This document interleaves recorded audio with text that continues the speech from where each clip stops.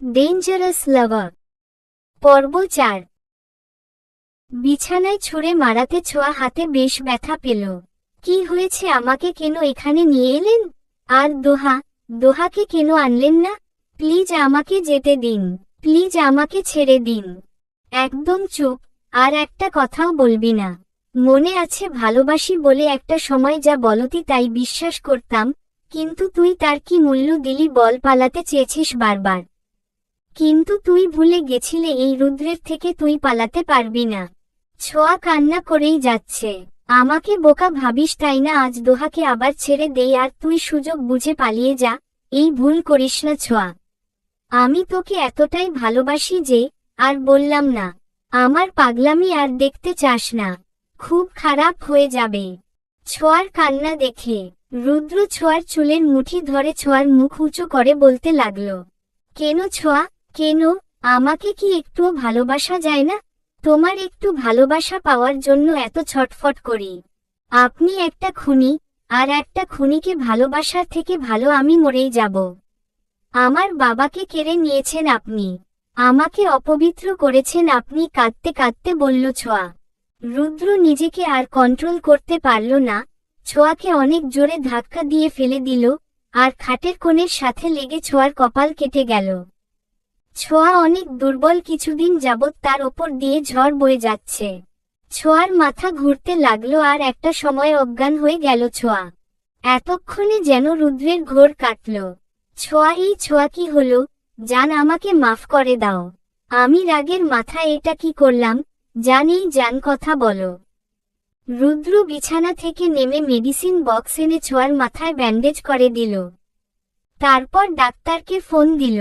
Mister রুদ্র, মেয়েটি আপনার কে হয়? আমার ওয়াইফ। আসলে মেয়েটি খুবই দুর্বল, খাওয়া দাওয়া ঠিক মতো করছে না, তাই একটু চোট পেতেই সেন্সলেস হয়ে গিয়েছে। এই স্যালাইন শেষ হলে সে ভালো অনুভব করবে, একটু খেয়াল রাখবেন। ওকে ডক্টর, ধন্যবাদ। ডাক্তার চলে যাওয়ার পর রুদ্র যেয়ে ছোঁয়ার পাশে বসে, হাতে স্যালাইন পুশ করা ছোঁয়ার।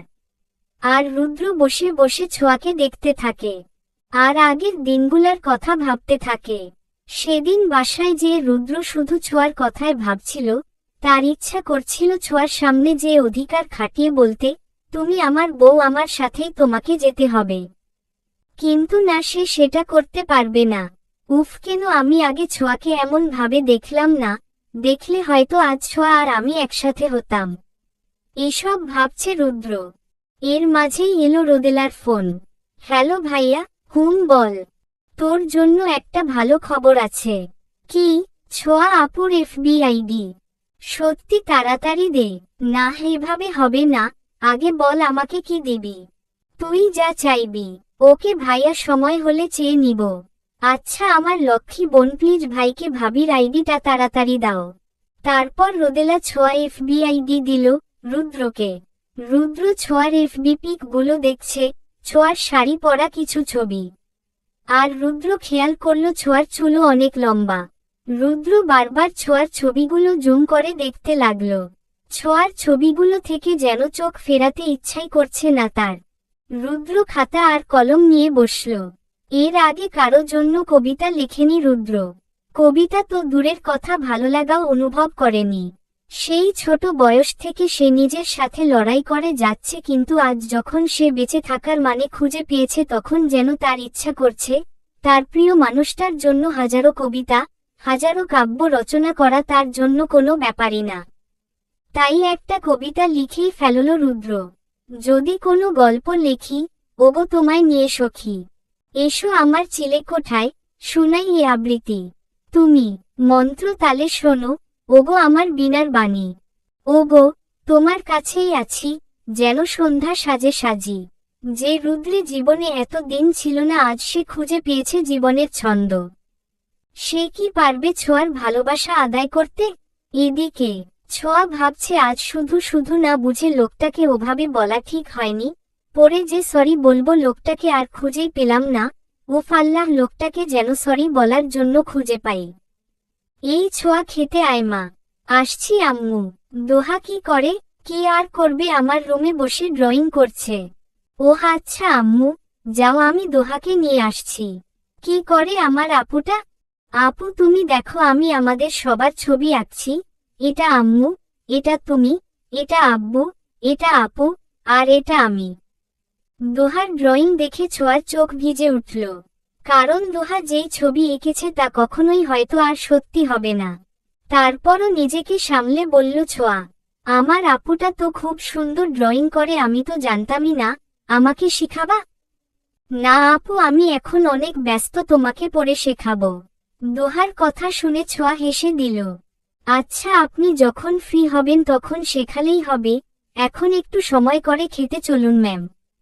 আমি এখন ফ্রি আছি আপু, চলো খেতে যাই। তারপর ছোঁয়ার আম্মু, দোহা গল্প করতে করতে খেয়ে নিল। পরের দিন সকালে, আম্মু আমি আসছি। আচ্ছা সাবধানে জামা। আচ্ছা আম্মু।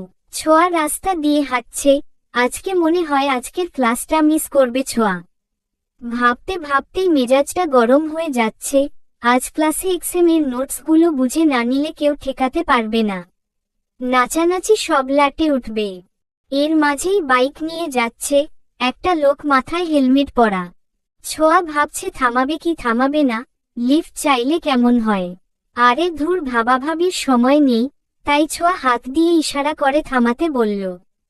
ভাইয়া আমার আজ খুব জরুরি একটা ক্লাস আছে, প্লিজ আমাকে একটু লিফট দিবেন।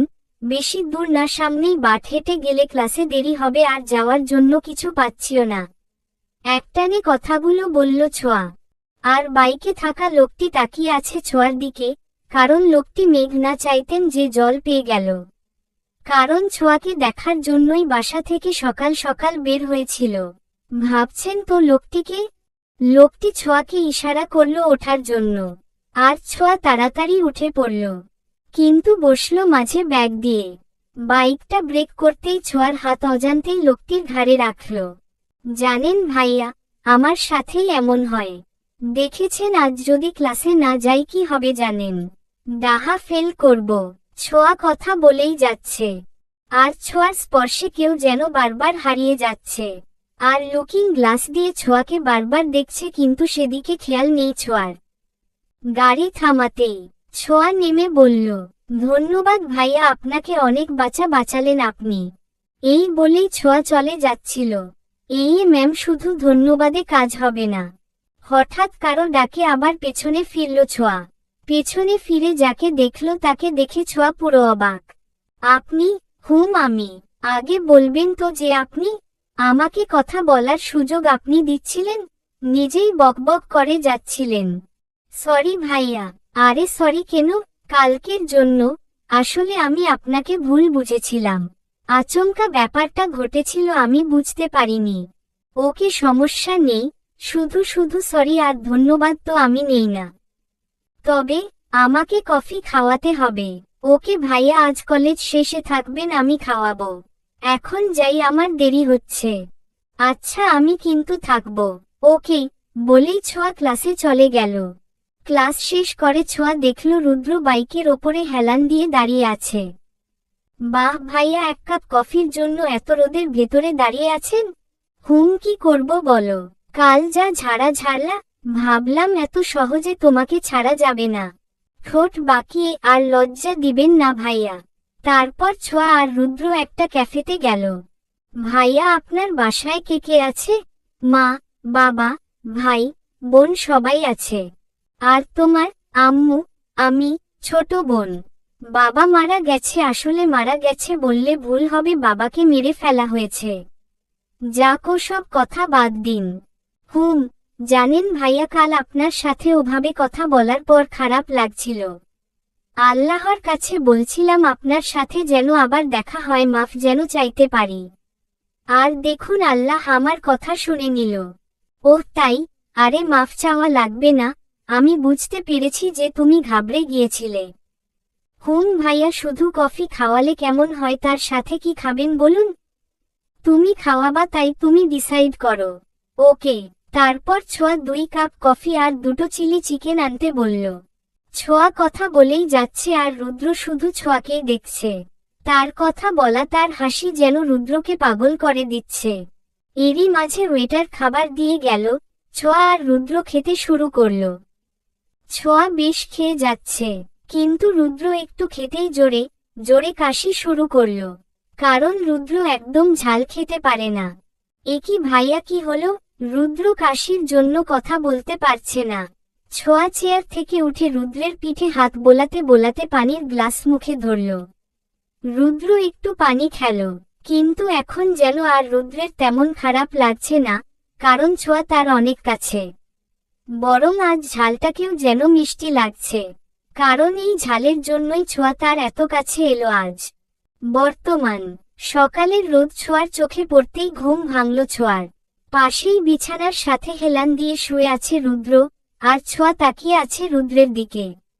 ঘুম অবস্থায় সবাইকে খুব নিষ্পাপ লাগে, রুদ্রকেও লাগছে।